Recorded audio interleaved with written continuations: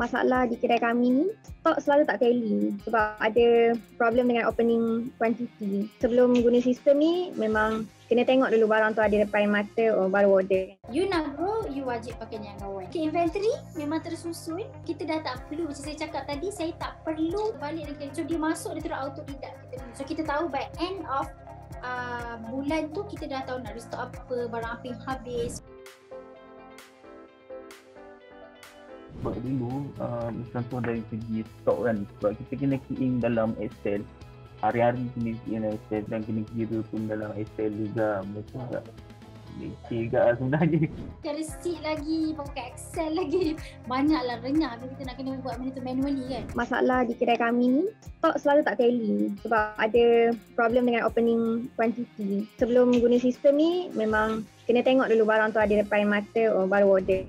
Contoh kalau kita beli stok, kita akan buat purchase invoice.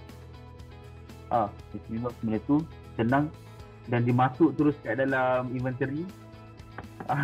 Tak payah nak buat dua kali kerja.